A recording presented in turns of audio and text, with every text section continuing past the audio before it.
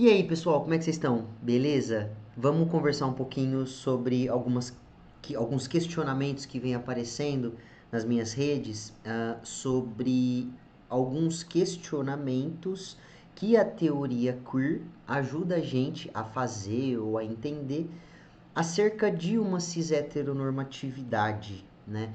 É interessante que a teoria queer, ela busca de vários locais por exemplo, a filosofia, o feminismo, uma teoria crítica, uma teoria de gênero, né? A, Autores pós-estruturalistas, por exemplo, que estão pensando para além dessa estrutura sistêmica. A teoria queer vai usar esse pensamento pós-estruturalista para questionar como essas próprias estruturas são colocadas para a gente, né? Por exemplo, quando a gente pega alguns conceitos Foucaultianos, a gente consegue entender como a naturalização dessa cis-heteronorma veio sendo construída e colocada para o sujeito contemporâneo e como essa cis-heteronormatividade vem construindo, por exemplo, o inconsciente desse sujeito ocidental, né? E aí pela construção desse inconsciente, a gente começa a falar de tecnologias que fazem historicamente essa cis-heteronormatividade parecer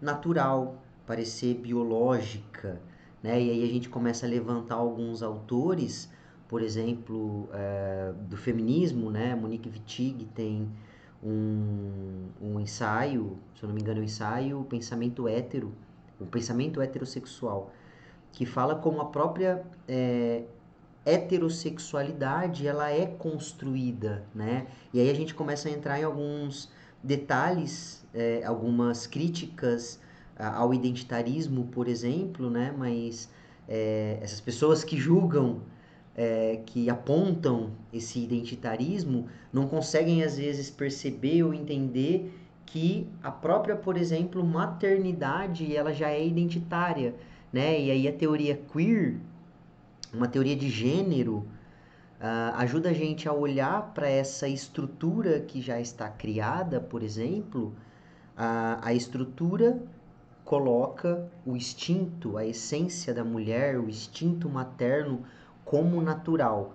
A teoria queer vai mostrar como esse instinto materno é construído socialmente, né? E aí, a partir dessa construção social, a política pública, por exemplo, o acesso à saúde daquela pessoa que gesta, está vinculado só à mãe. Isso é uma política identitarista, né? E aí, por,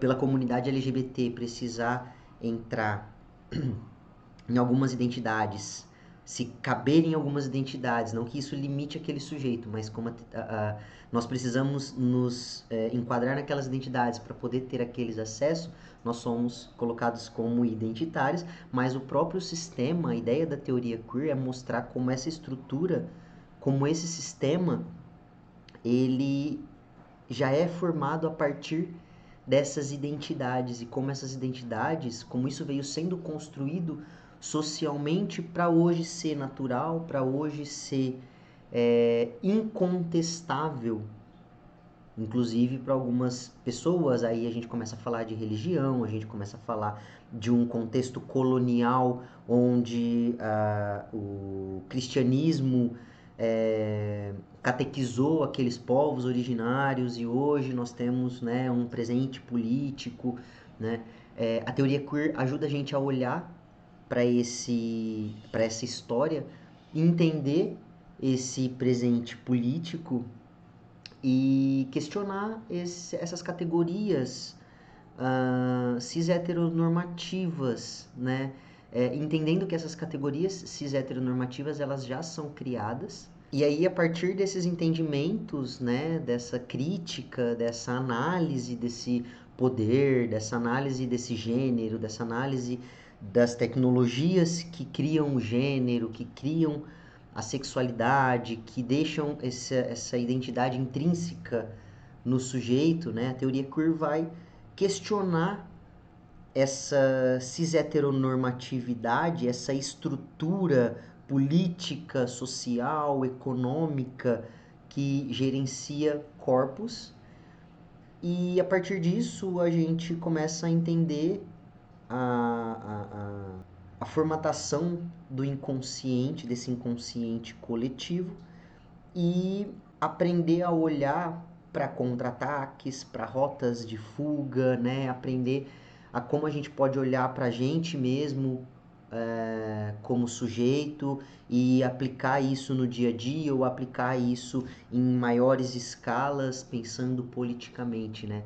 É interessante que aí a teoria queer não é usada só de forma política e abstrata, mas quando a gente coloca esses entendimentos na nossa vida social, a gente entende como os estigmas são criados, como esse normal favorece um estigma e o estigma dita aquele valor daquele corpo, daquela pessoa, daquele sujeito, e tudo isso pensando em tecnologias de gênero, tecnologias de raça, tecnologias e intersecções desse gênero, dessa raça, do gênero e da classe para o sujeito. E aí, quando a gente olha para tudo isso, a gente entende como esse presente político veio sendo construído, como